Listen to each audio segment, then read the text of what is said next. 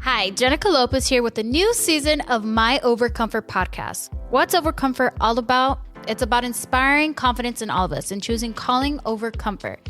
Every Tuesday, I'll be having real and honest conversations. You'll hear it from me first before any cheesemint hits your social media feed. Join me as I create a space where opening up is not only okay, it's encouraged. Listen to Overcomfort Podcast with Jenica Lopez on the iHeartRadio app, Apple Podcast, or wherever you get your podcast. Get emotional with me, Radhi Devlukia, in my new podcast, A Really Good Cry. We're going to be talking with some of my best friends. I didn't know we were going to go there on this.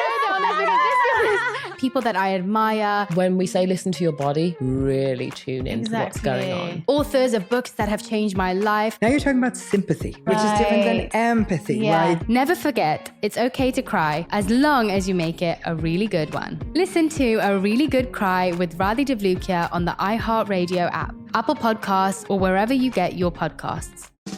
Hey, I'm Jacqueline Thomas, the host of a brand new Black Effect original series, Black Lit, the podcast for diving deep into the rich world of Black literature. Black Lit is for the page turners, for those who listen to audiobooks while running errands or at the end of a busy day. From thought-provoking novels to powerful poetry, we'll explore the stories that shape our culture. Listen to Black Lit on the Black Effect Podcast Network, iHeartRadio app, Apple Podcasts, or wherever you get your podcasts. Let's be honest, life is stressful. It's work, it's relationships, and the state of the world. But there's a way to bring that stress level down. Calm. It's the #1 app for mental wellness with tons of content to manage anxiety, promote concentration, and help you unwind. There's music, meditation, and more. Calm makes it easy to de-stress. You can literally do a 1-minute breathing exercise. Personally, I love the soundscapes. Nothing like a little rain on leaves to help soothe my nervous system. I've actually been working with Calm for a couple of years now, and I'd love for you to check out my series on reducing overwhelm. 8 short practices, quick relief. Right now, listeners of On Purpose get 40% off a subscription to Calm Premium at calm.com/J. That's CALM.com/JAY for 40% off. Calm your mind, change your life. 90 seconds could be the difference between saying what you mean or saying something mean. 90 seconds could be the difference between losing someone you love or showing someone how you want to love them. 90 seconds could be the difference in what the next 9 weeks or 9 months may look like. 90 seconds of sitting with the emotions in your body, allowing them to settle, will actually give you an awareness of what you're actually experiencing. The #1 health and wellness podcast. Jay Shetty. Jay Shetty. The one, the only Jay Shetty. Hey everyone, welcome back to On Purpose, the place you come to become happier, healthier, and more healed.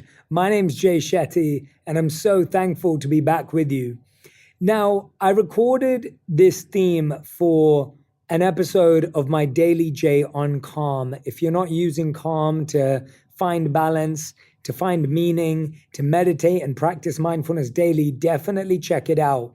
And it inspired a longer episode over here. So there's a quote that I absolutely love from Viktor Frankl, the groundbreaking psychologist and Holocaust survivor. And the quote goes like this: "Between stimulus and response, there is a space. In that space is our power to choose our response. In our response lies our growth and our freedom." Let me say that again. Between stimulus and response, there is a space. In that space is our power to choose our response. In our response lies our growth and our freedom. Now, we've heard this principle probably a few times before. The idea that it's not about what happens to you, it's about how you respond. It's not about what's going on around you, it's what you're able to do with it. It's not about what the world throws at you, but what you decide to do with it. And if you think about it, if someone throws something at you, you have a choice. You can catch it and almost make it a part of yourself. You can dodge it and allow it to flow past you. Or you can catch it and throw it back to try and create pain on the other person's behalf as well. We always have a choice. But what happens is that as time goes on, as we get busier, as we reflect less, as we focus less on why these things happen, what's happening around us, and as we just feel more overwhelmed, we lose the ability to choose our response. And when we lose the ability to choose our response, we potentially lose our ability to, according to Viktor Frankl, have growth and freedom. Two things that I think are extremely important. Now, in the Daily J episode, I talked about an experience I had where I was driving home. It was a beautiful day. The sun was out and I was playing some awesome music. And then all of a sudden, a car came out in front of me, truly just cut me off by surprise. Like I was really scared that we were about to have an accident. I braked really, really hard. I could feel some anger because it was so, like, I can't tell you how close it was. And I really, really felt like it was, seconds apart, tiniest space from leading to a big accident, which not only would have affected me, but would have affected them as well. And I'm sure you've had this experience, right? I'm sure you've had this experience where someone cuts you off, something happens, maybe in traffic, you get really, really angry, and you're feeling this tension, you're feeling this stress, and you might even want to, get out and talk to the driver. Some of you may get really angry. And maybe you've felt this before, and maybe you've acted on it. Now, I didn't act on it that day, but maybe you've acted on it. And I find that maybe you've acted on it. Maybe you've said something you didn't mean. Maybe you've made a comment that you didn't want to say. Maybe it was with your partner. Maybe it was with your child, right? Maybe your child was just annoying you and you said something that you wished you didn't say.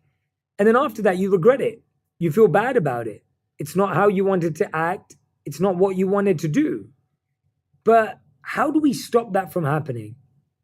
How many times have you had it where you got angry, passionate, aggressive, and said something you didn't want to, or did something you didn't want to because of the heat of the moment, because of the emotion you were feeling?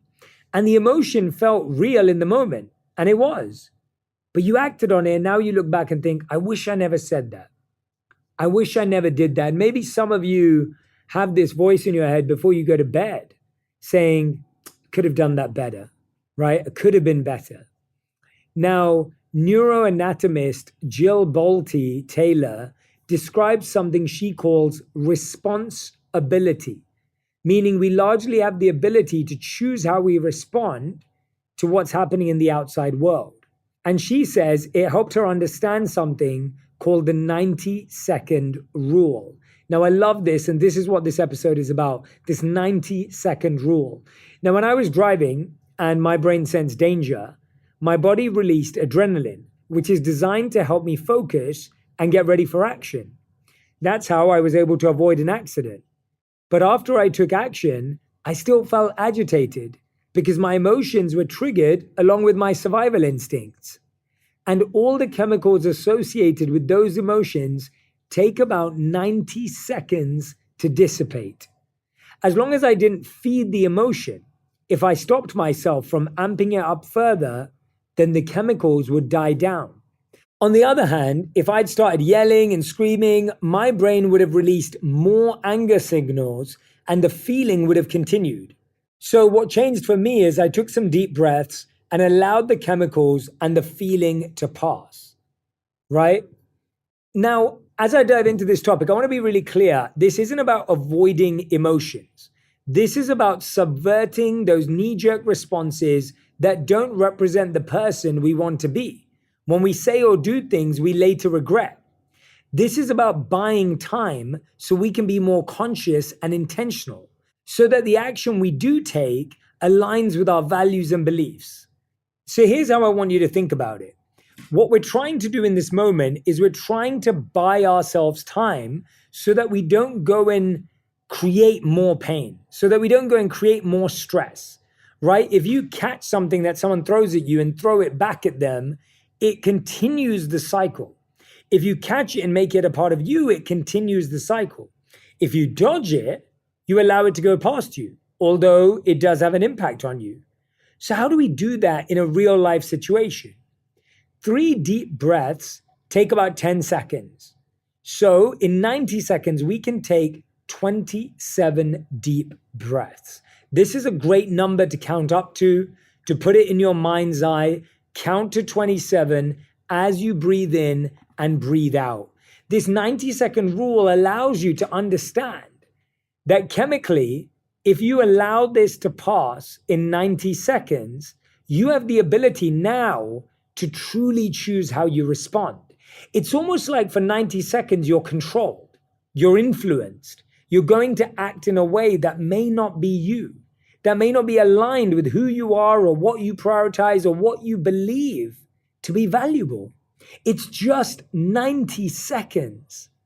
And so many of us give away amazing relationships, break or blemish partnerships, friendships, whatever it may be, because we don't want to wait 90 seconds. That's how I want you to think about it. 90 seconds could be the difference between finding a solution and losing a friendship. 90 seconds could be the difference between saying what you mean or saying something mean. 90 seconds could be the difference between losing someone you love or showing someone how you want to love them. 90 seconds could be the difference in what the next 9 weeks or 9 months may look like. 90 seconds of sitting with the emotions in your body, allowing them to settle, will actually give you an awareness of what you're actually experiencing. You may find that what was first anger is actually disappointment. You may find that what was first frustration is actually now angst. You may find that was once quite aggressive is actually a still and calm emotion. And when we're able to master those 90 seconds, we can actually cope better with surprises. Now, listen to this. If you prepared, next time you hear a surprise, something comes along and shocks you, let it settle for 90 seconds, because chances are your initial response won't be helpful. Now, this is different in a fight or flight situation, right? In the car accident situation, I'm happy that this kicked in and that I didn't have time for 90 seconds to think through this. Similarly, in a place of physical danger, it's great to avoid this. But when it comes to more mental, emotional challenges, this can save us a lot of headaches. 90 seconds could save you from ruining the next 9 weeks or 9 months of your life.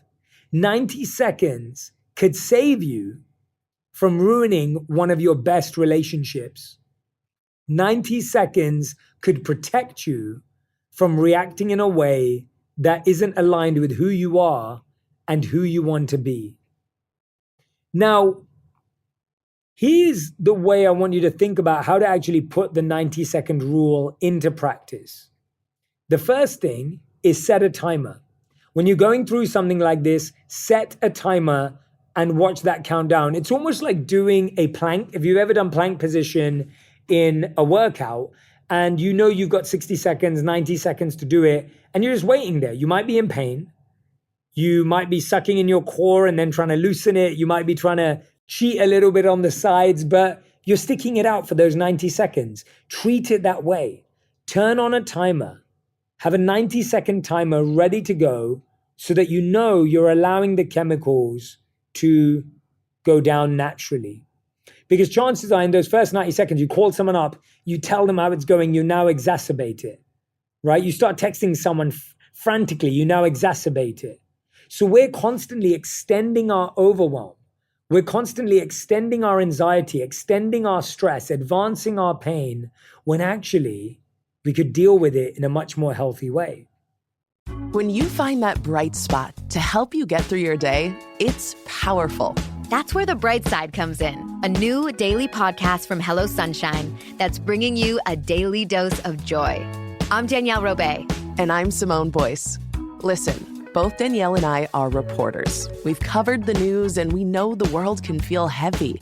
But the Bright Side podcast is a space to have a little fun, to learn something new, and get into some friendly debates. That's right. Join us 5 days a week to see how life can look from the bright side. We'll hear from celebrities, authors, experts, and listeners like you. Whether it's relationships, friend advice, or figuring out how to navigate life's transitions, we'll talk through it all together. Listen to The Bright Side from Hello Sunshine every weekday on the iHeartRadio app, Apple Podcasts, or wherever you get your podcasts. Get emotional with me, Radhi Devlukia, in my new podcast, A Really Good Cry. We're going to talk about and go through all the things that are sometimes difficult to process alone. We're going to go over how to regulate your emotions, diving deep into holistic personal development, and just building your mindset to have a happier, healthier life. We're going to be talking with some of my best friends. I didn't know we were going to go there on this.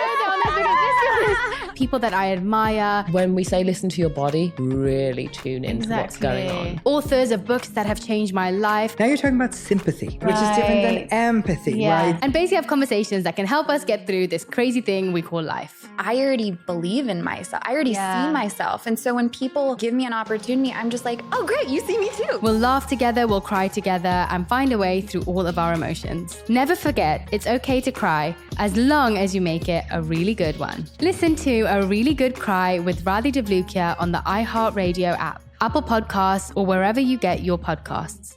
Welcome to the Overcomfort Podcast with Jenica Lopez. Yup, that's me. You may know my late mom, Jenny Rivera, my queen. She's been my guiding light as I bring you a new season of Overcomfort Podcast. This season, I'll continue to discover and encourage you and me to get out of our comfort zones and choose our calling. Join me as I dive into conversations that will inspire you, challenge you, and bring you healing. We're on this journey together. I'm opening up about my life and telling my story in my own words. Yes, you'll hear it from me first before the cheeseman lands on your social media feed. If you thought you knew everything, guess again.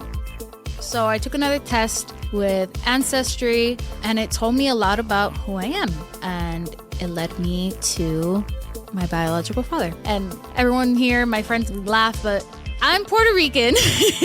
Listen to the Overcomfort Podcast with Jenica Lopez as part of My Cultura Podcast Network, available on the iHeartRadio app, Apple Podcasts, or wherever you get your podcast. The next thing is take a moment to do what I call an internal weather report, right? Where's it feeling cloudy? Where's it feeling rainy? Remember, we're not avoiding our emotions. We're feeling them. We're letting them be there. We're just not acting on them. That's the difference, right? We're just not reacting.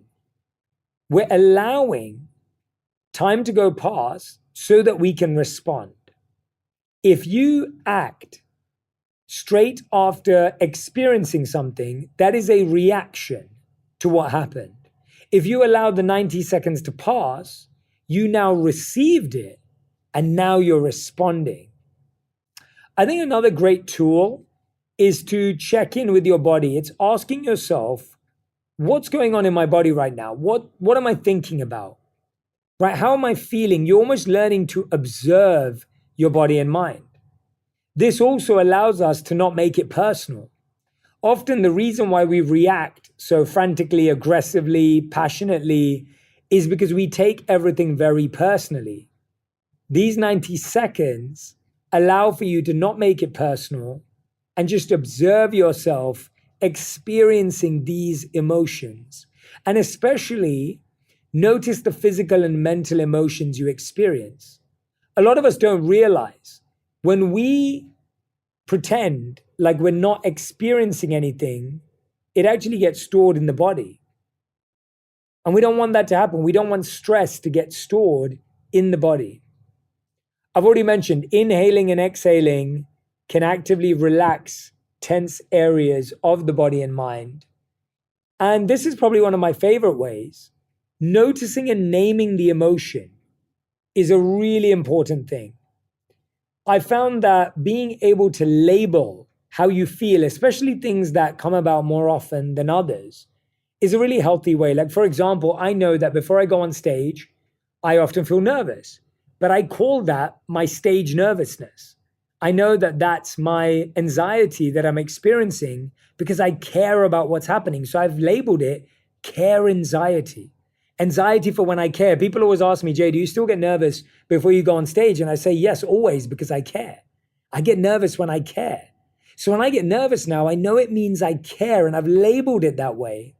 And that way I know that I'm safe because I care about what I'm doing. I believe in what I'm doing, and that's a beautiful thing for me to remember.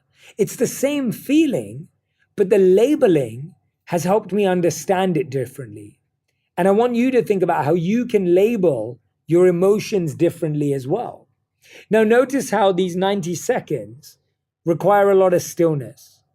If you're driving fast, you can't spot anything on the road. You may miss a sign. You may miss the animals in the field.